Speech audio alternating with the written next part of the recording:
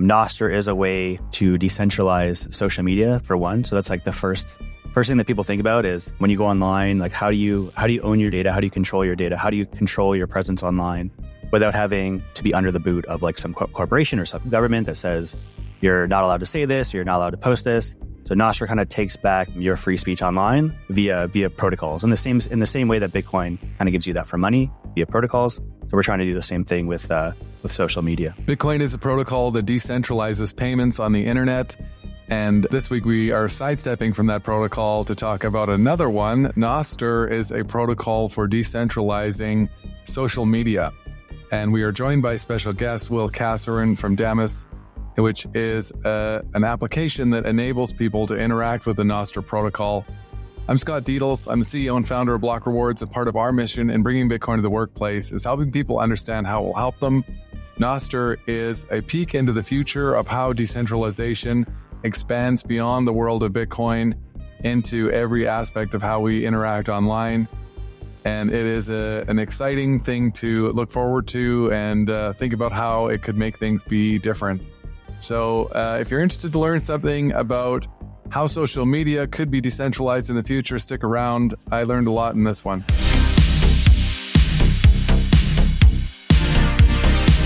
All right, welcome to another episode of the Block Reward podcast. This week we're joined by special guest William Casarin from Damus. Thanks for joining the show, Will. Hey there, thanks for having me. So we are taking a slight departure from the regular Bitcoin content of the show this week to talk about an innovation that is happening, sort of like tangential, I guess, in the Bitcoin space with NOSTR and the decentralization of the internet. Maybe firstly, can I just ask your 80,000 foot view of what is NOSTR? Yeah, so I think the best way that I could probably describe it is NOSTR is a way to decentralize social media for one. So that's like the first thing that people think about is, you know, when you go online, like how do you own your data? How do you control your data? How do you control your presence online without having to be under the boot of like some corporation or some government that says you're not allowed to say this, or you're not allowed to post this. So NOSTR kind of takes back your free speech online via protocols. In the same way that Bitcoin kind of gives you that for money via protocols.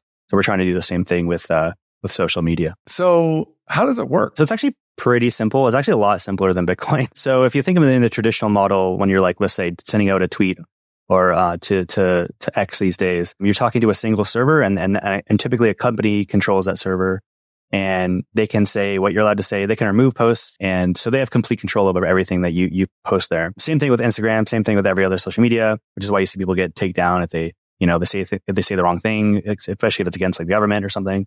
Because ultimately, these companies they have to follow the laws. So if you say something that the government doesn't like, they can take you down.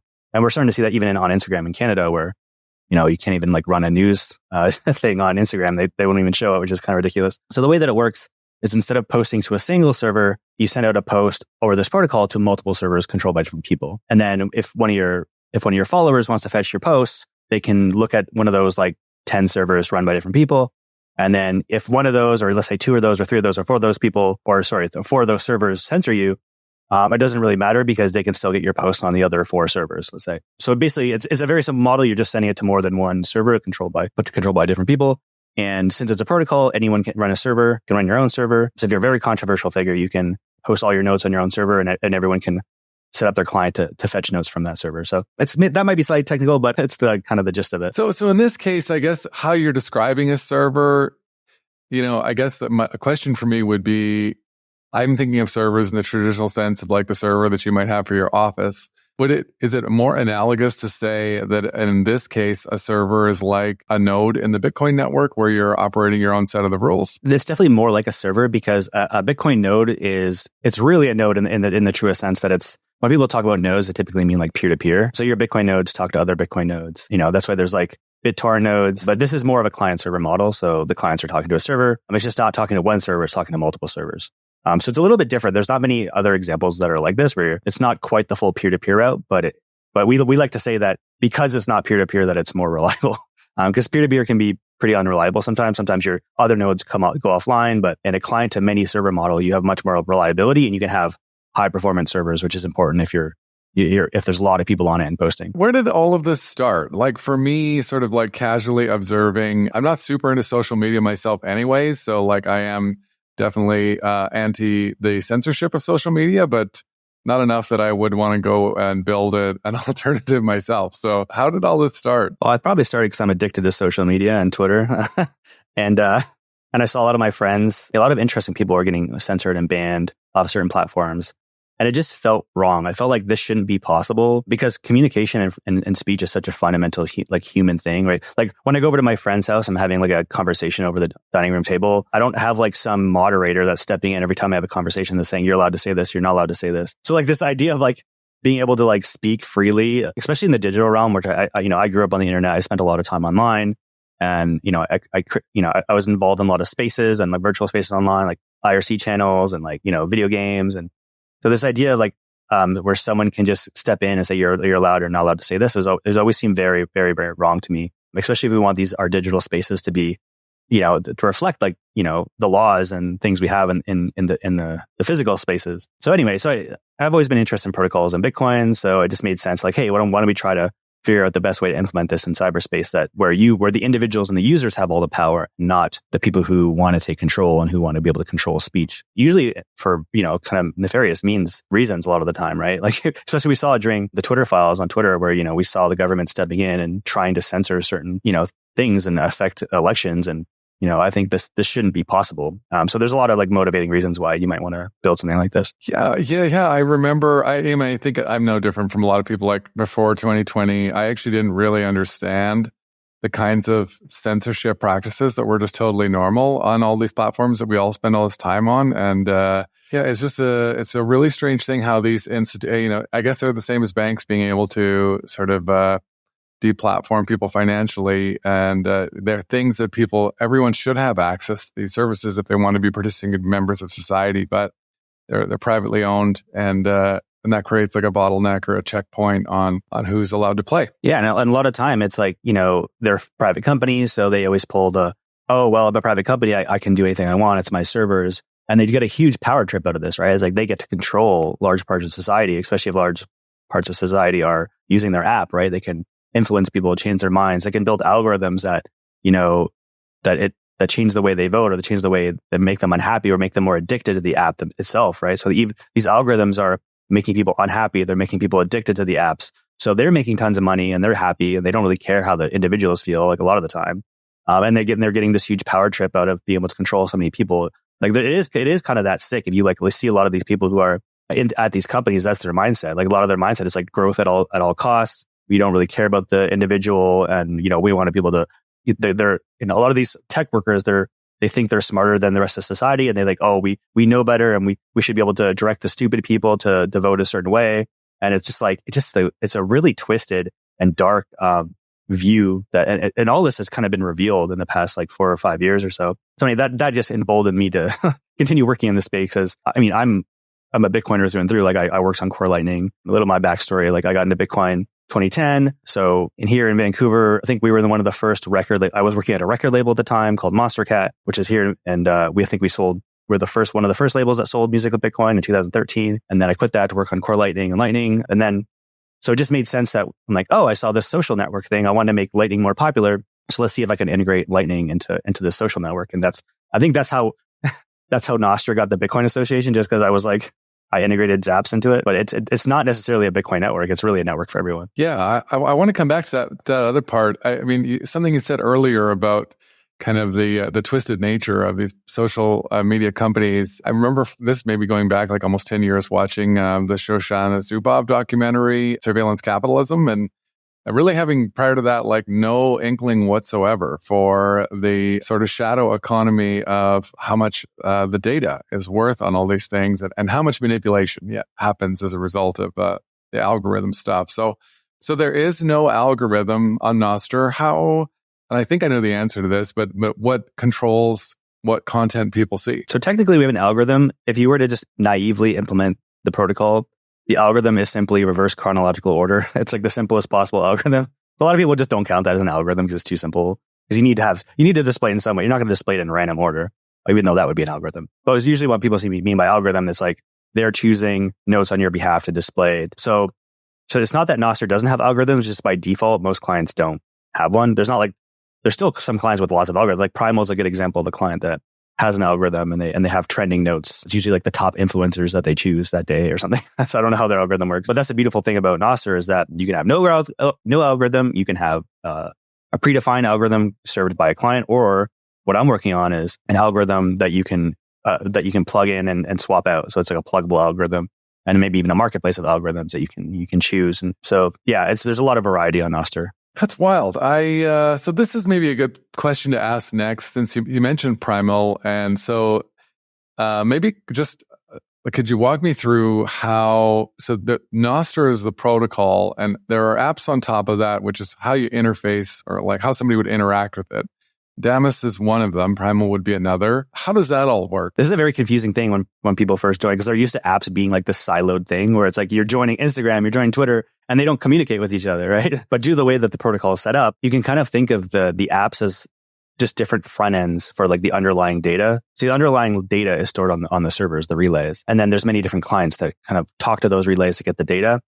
The way I like to describe this is think of your email clients, let's say Outlook or Gmail. The underlying data, you can send it between those clients. Email, right? You can send you can send an email from Gmail, you can send to Outlook, and vice versa. It's because there's like an underlying protocol called email, which facilitates all that. So it's the same idea in NOSTR, except, instead of emails, we're sending these things called notes, which are these cryptographically signed pieces of data, which are very simple, and they're stored on the relays. So whenever you start up Damus fetches down the same notes that Primal would fetch down. And we present them differently. Like Primal might present them as, with an algorithm, and Damus might not present them. So there's different presentations of this underlying data, but the data is shared between the different relays. So then, and you mentioned compatibility with Lightning. You introduced this idea of zapping. Like, what is a zap? So the cool thing about NOSTR is that it's very extensible. Like the zaps, like Lightning was not natively a part of NOSTR at all, right? But since there's the note format in NOSTR is very flexible, so each note has a thing called a kind. I don't want to get too technical, but the kind just kind of labels like you can have different types of notes. So another examples of this are the reaction note, which is just like a like. There's also like a repost note. So these have different kind numbers. So a like would be kind 6, and like a repost would be kind 7. I might have mixed that up. The most common like tweet is kind 1, which is why it's number 1, but they're all these different notes that are stored on the relays. So I added another note called the zap note, which is kind 9735. And the way that it works is whenever your Lightning node receives a payment, it simply sends out that note to the relays, and then clients can pull down that note and it kind of represents a receipt of a payment on the Lightning node. So that's pretty cool, because whenever you click the zap button on a client, you can actually initiate a payment on the Lightning network. And if a Lightning node receives that payment, it can send out a receipt of payment to the NOSTR network. And so what the end result of that is when you look at a post, you can actually see all the Lightning payments that note has received. So it's a kind of a cool confluence of these two different protocols and and mixing them together, but they're, it's just an addition that I made to the network, and it wasn't really that hard to add. But yeah, so I thought that was really cool that you can even extend the network like that. Yeah, there's like a really cool, I guess, following this story that's been on Twitter over the last weeks or months about the monetization, like how creators get paid for the traffic that they create.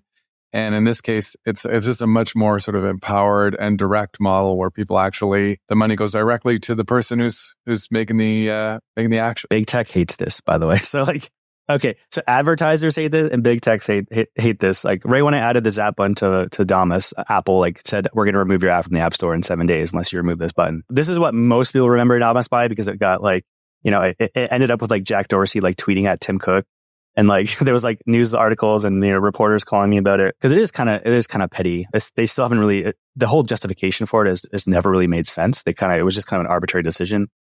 I'm not violating any guidelines, because the guidelines say you're not allowed to sell content that is not using in-app purchases, but a Zap is not selling or buying content. You're really just, it's like a tip, right?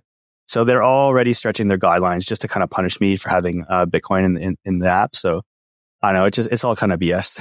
Yeah, I guess, does Apple also, does it have anything to do with how Apple is able to take a cut of everything that happens on their platform, and within Lightning, they just don't really have a way to reach into that jar, or is that not? I always said that they could if they wanted to, they could set up a Lightning node, and I would happily split with them if they wanted to do that.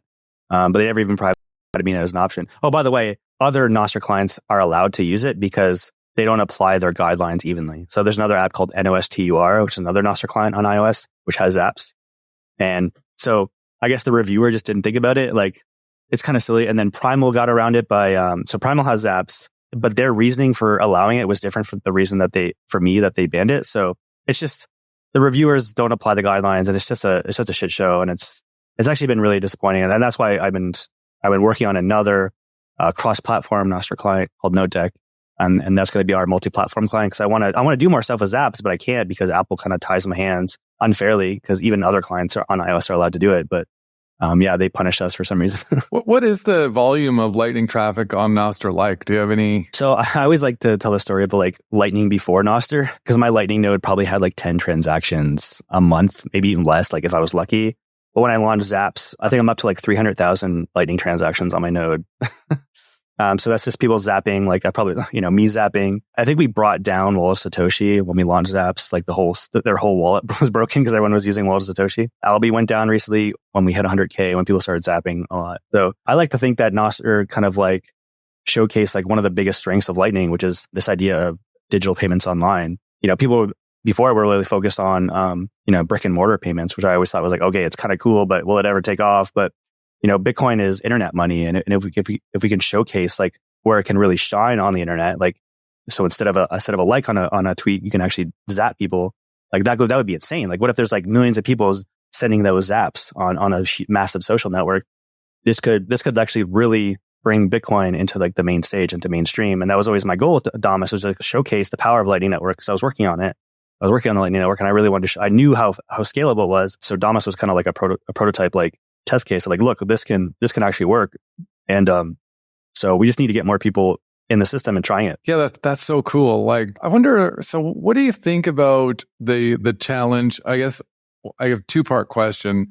For one, to me, there's the obvious challenge of network effect. So, when we're talking about Twitter specifically, that's where, the volume of people are. How do you see NOSTR or other alternatives sort of successfully pulling the conversation away? And then I guess part two would be, what are the other challenges that face NOSTR for broader adoption? Yeah, so I think surprisingly, NOSTR has a larger advantage at network effects than even these largest centralized corporations. And that's simply because any new product and any new application that gets added to this network, it grows the network effect. I like to compare it to, imagine when I look at NOSTR, I try to think of the scope of the entire internet, the web, the World Wide Web. I think of all the different apps and corporations and companies on that. That's way bigger than Twitter itself. So what NOSTR represents is a new type of internet, a new type of web for interoperable application. And that could be way bigger than just a simple, Damus is just one use case of NOSTR, which is microblogging. And that's typically what it's sold. NOSTR is always sold as the social media protocol. But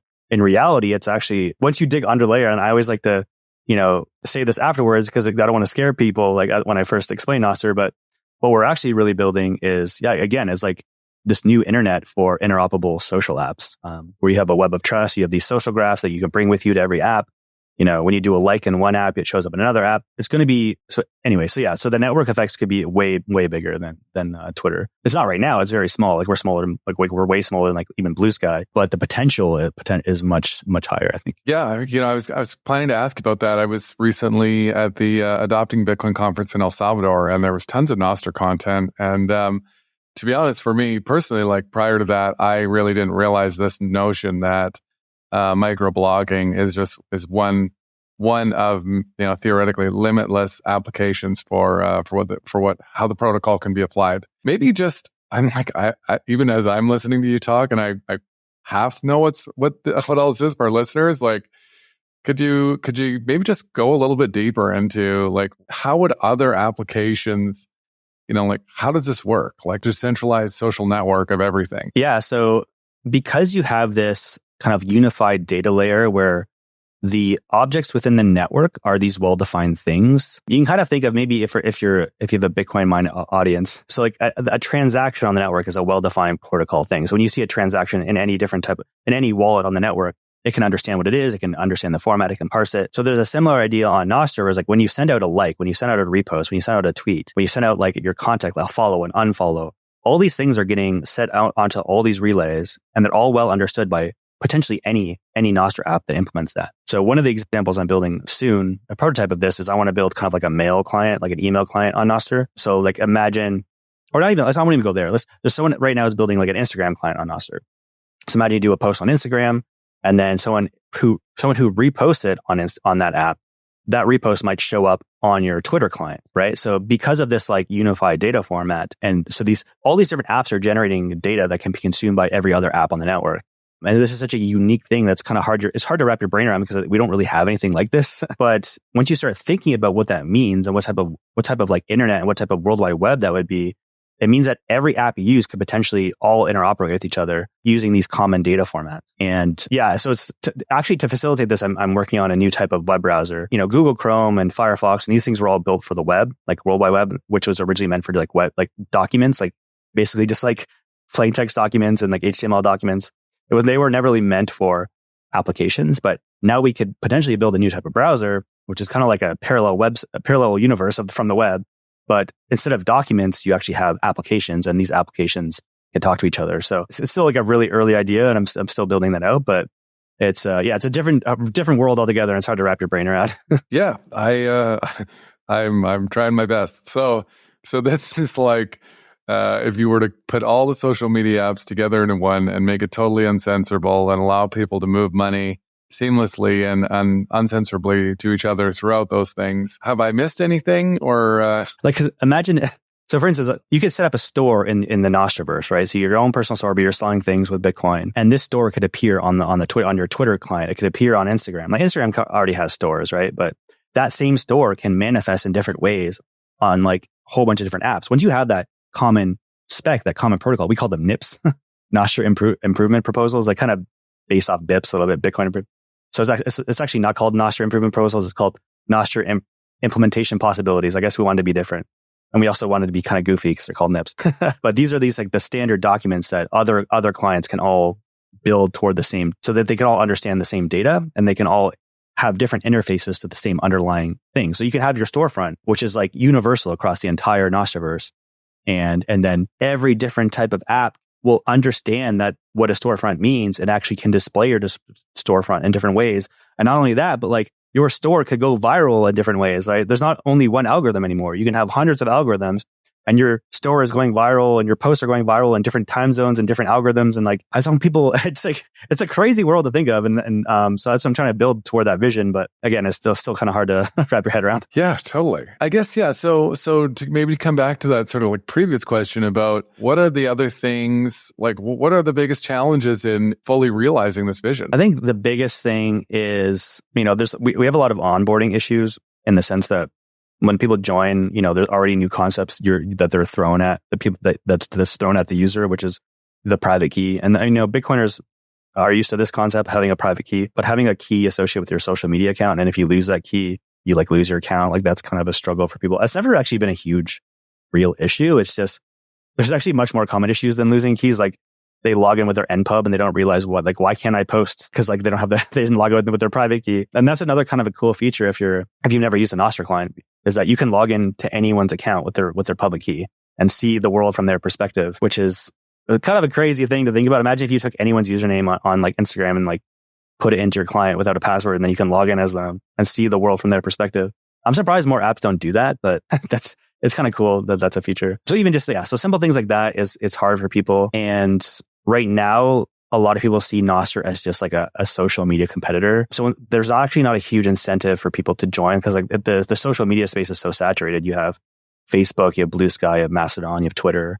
Twitter has decent free speech, now that Elon's taken over. So people don't really go to NOSTR to try to get like decentralized, free speech, because like, okay, well, X is good enough and X has really good UX. So we really need to make the sell, like what is NOSTR providing? So that's why I've been trying to pitch this new vision for NOSTR. Like, look, the NOSTR is not just social media. It's this wider vision, this bigger vision. And so we just need like people to get excited and people to start, making apps on this new protocol. But we're still very, very early. No doubt. What about the challenge of like these things having to exist inside a centralized app store like Apple? Like to your own point about Apple, turning you guys off, like, well, what is the answer to that? So the answer that I came to is just stop building apps on their platform. I switched over to this new client that I'm building that works on every platform. And even if they block one of my features on the iOS side, then I'm like, well, it doesn't really matter. All my users can still use my app on any other platform, Windows, Mac OS, Linux. Android, and it's the same app. So that's been my solution because I'm like, I want to build all these cool things with zaps, but ultimately, if the App Store is going to be an asshole, then might as well just like, build elsewhere. And I think that's what's going to keep happening is that because you can imagine a future like, okay, zaps are ubiquitous and they're everywhere. Imagine they're as ubiquitous as the hyperlink in a web browser, right? It's like this such a common thing that every app on NOSTR is using it. So this idea that they're going to ban the hyperlink it's kind of insane. So my goal has always been like, let's try to make the zaps as common as the hyperlink. And then we're going to force their hand because then they either adopt NOSTR or people are forced to switch to Android to use NOSTR. We're not powerful or big enough yet to like do a huge move like that, but maybe one day if it gets popular, it might be effective. Yeah, I guess it makes me think about like, to me, Elon is one of these people who sort of pretends to understand Bitcoin less and less over time. And there's a lot of Bitcoiners on Twitter, a lot of Bitcoin conversation on Twitter, and people who want to see Twitter adopt Bitcoin, like maybe these apps. And no real reason for them to do that, other than that it makes it like it's the most rational decision. I mean, he's introducing the X payment thing, right? So it's going to be fiat payments with an X, heavily KYC, I'm sure, and heavily restricted to certain countries. So that's the vision. Like he's the PayPal guy. He wants control over the money. He wants to be in control of everything that he gets involved in, right? Even in the again, I'm not saying this because I'm like an Elon hater. I actually love I have no issues with Elon, but ultimately, you can just tell he's the personality type. He wants to have control over the system, which is incompatible with Bitcoin. That's why I always figured that's why he was never a big Bitcoiner, is that he seems like he's kind of a control freak and he wants to have his fingers in the, in the solution. So yeah, it's such an interesting thing. Like this idea of like, he's going to champion free speech on his app that they do still sort of like moderate and own and force people to use the money that is just not going to ever be Bitcoin or anything near it. And he removed the Bitcoin hashtag. So I was like, why'd you have to do that, man? Totally. Yeah. I also like maybe just one more thought on this is like, so Elon has this idea that X is going to become payments network. It's going to be your bank. It's going to be your everything app. And it's almost like, his assumptions ignore what Bitcoin does and will do to money. And now maybe also ignores what NOSTR will do to social media. Yeah, I mean, he always talks about the everything app, but it's such a kind of antiquated way of looking at apps. I think NOSTR is much better set up to be the everything app for like all apps. Because, like what is an everything app is like, you just want everything to work together really nicely. So if you have a protocol that enables that, but you still allow other people to build apps within that protocol, then you, in some sense, the everything app is just all of the NOSTR apps that work together. And I think that's kind of like what he's going for, but he just doesn't see the proper technical solution. So ultimately, centralization is going to be the biggest liability that he has. Like he would be smart to implement NOSTR on Twitter because, at the end of the day, if a government says you have to take down this post or will block you from the country, it's like you have to make the decision whether you want the app to exist within Turkey or do you want it to be censored there. So he's still subject to the laws of the countries he's in that he's operating his businesses. And you saw that in Brazil as, like they threatened to shut him down there and all the people, all the employees got in shit there. So another point I like to make is that, maybe Elon will eventually, I don't know if this will ever happen, but he gets too busy with SpaceX. He's building his Mars colony and his moon colony. He's not like around to manage it. So like ultimately he's going to have to pass that torch to someone to manage it. And they might not have the same, ideals as him, and you're back to the same issues with censorship. So I always like to say that NOSTR, like we're enforcing free speech at the protocol level. We're not just like, it's not just a promise like it is from Elon, right? So that's kind of the trade-offs. But again, most people aren't really interested in that aspect of it yet, but maybe if there's a lot more censorship in the future, it'll become a more important thing. So I get the sense that, you hear at times NOSTR is a bit of a Bitcoin echo chamber, like a lot of Bitcoin heavy conversation there. People who are finding NOSTR, like, are there people, non-Bitcoiners that find NOSTR? And like, what does that group look like? I'd say like a lot of some of the OG people who are on the network and everyone who joined early on, and a lot of the people on the network they were not Bitcoiners. I know at least 20 to 30 people who became Bitcoiners because of NOSTR. I even saw kind of like Ethereum people join and they're like, wait, Bitcoin's fast? They're like, what? I didn't know Bitcoin was fast. They didn't like hear about the Lightning Network. So we're like orange pilling like Ethereum people, we're orange pilling like grandmas, we're like orange pilling like just normal people. And this was the whole point, right? It's just, you don't have to shove it in their face, but you just provide a little button they can click and set up and instantly sign up with the wallet. And then they get to experience what Bitcoin is. Because I think a lot of people, when they first hear Bitcoin, it's like, oh, it's like that scammy investment thing. It's a bunch like a pump and dump. Like Because if they just listen to the news, they don't really understand it. But if they get to experience it in an app, they're like, oh, this is easy. This is intuitive, So I think that's what's happening. Like a lot of people are joining and it becomes a Bitcoin echo chamber just because people like using it on the network. But there are some people who join who like really don't like it and they end up leaving. So it becomes like a self-reinforced echo chamber. But there's plenty of people and there's plenty of content that don't talk about Bitcoin. And I think it's kind of exaggerated, to be honest. If you had to imagine like the state of NOSTR and zaps in like 5 years or 10 years or like, dream up, like what is it? Where is it going? And what does it look like? Yeah. I mean, about a year or two ago, I would have said like, oh yeah, we're like marching toward world domination. But the reality is it's actually kind of died down a lot since 2 years ago. And a lot of it is because I guess, naturally the people get bored and they move on to things.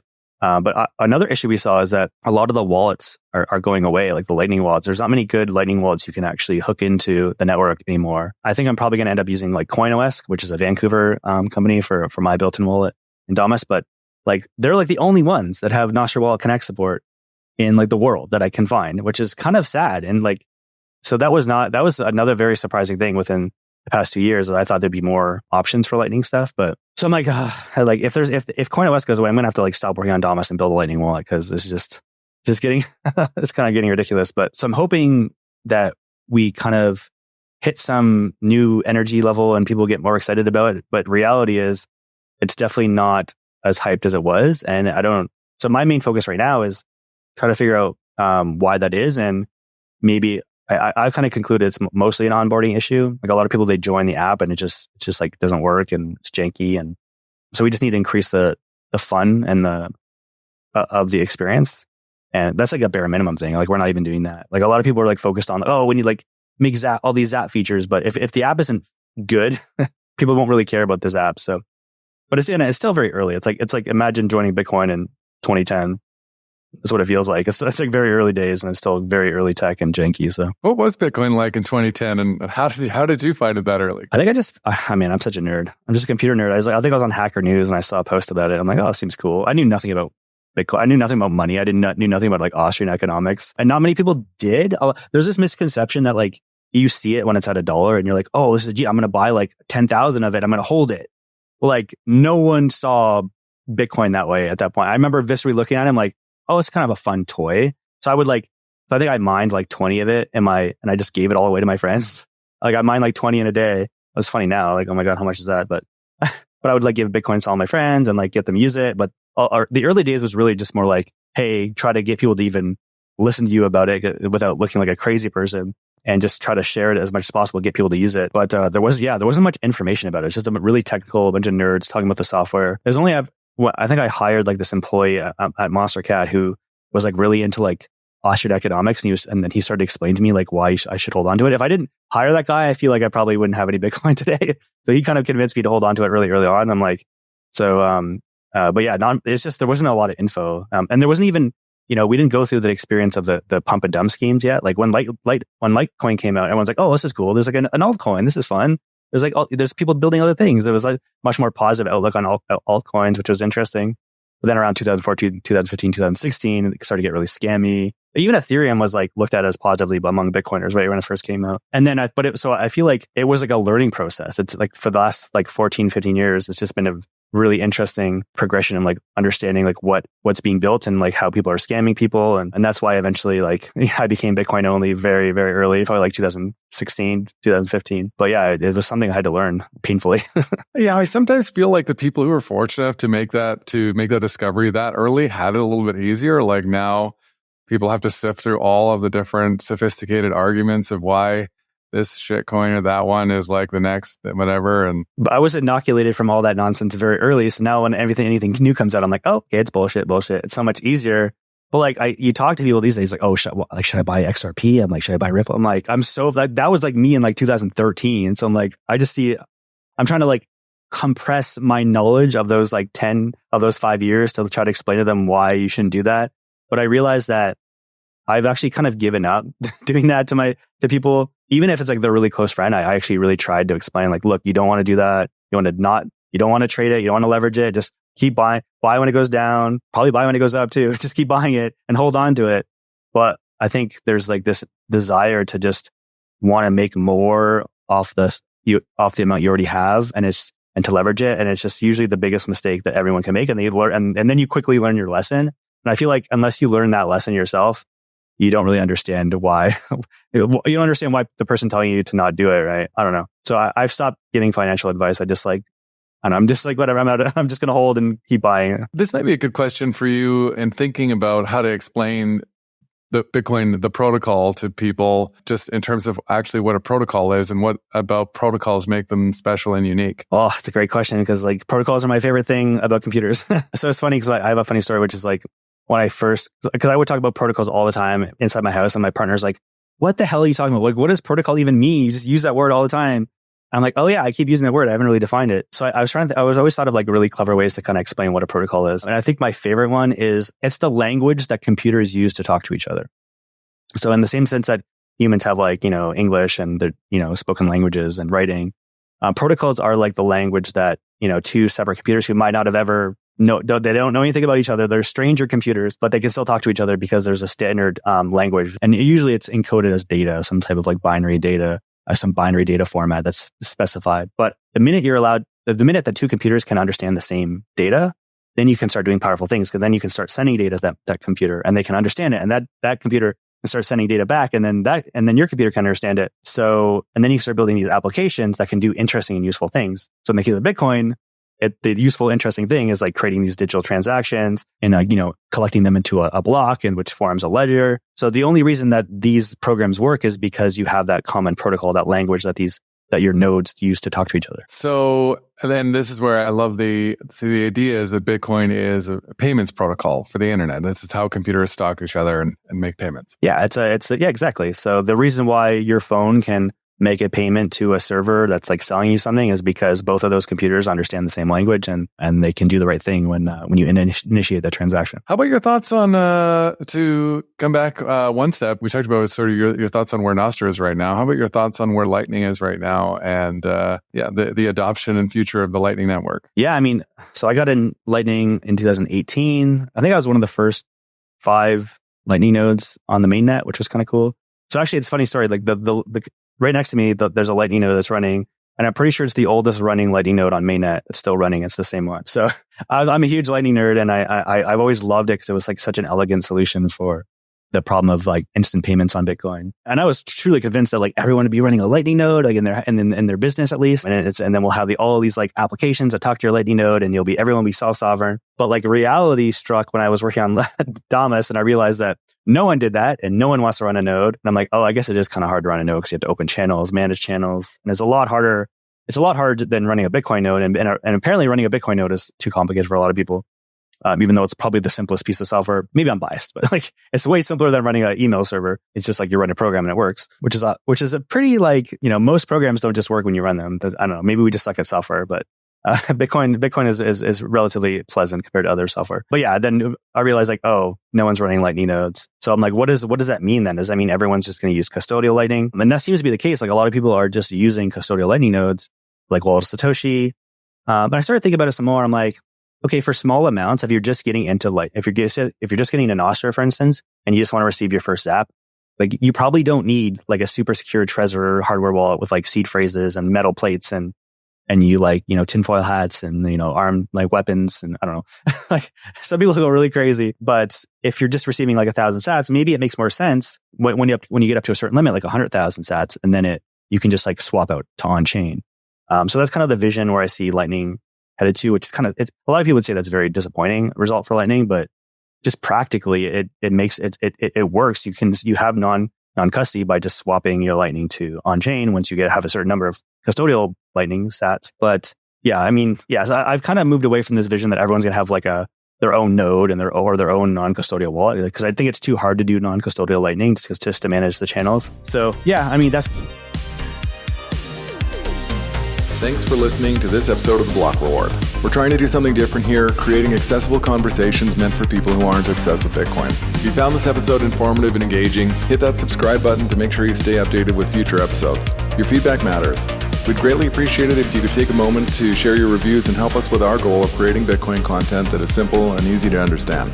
Bitcoin has an important role to play in the future of finance. It will change the way we save, spend, and invest. Discover why Bitcoin offers a game-changing opportunity for forward-thinking employers by visiting blockrewards.ca. Block Rewards' mission is helping Canadian employers implement strategies for integrating Bitcoin into compensation and benefits, supercharge your recruitment and retention strategies, and help your team members plan for the rising cost of living by rewarding their work with the hardest money ever invented. Special thanks to our top sponsor, Paramount Employee Benefits Consulting, Canada's only Bitcoin forward benefits and pension advisory. For more information, find them at paramountbenefits.ca. Big shout out to Podigy, our production team that makes all this possible, and BMX Escape for producing our music. Bitcoin is an expansive and dense topic many people walk away from early. To Bitcoin enthusiasts looking for that podcast they can share with friends, family, and colleagues, one they'll actually listen to, we hope that is us. The content of these conversations is meant to be provided for information purposes only. Nothing here is investment advice. Bitcoin is a big topic. Be sure to do your own research before making any personal financial decisions. Thanks for listening.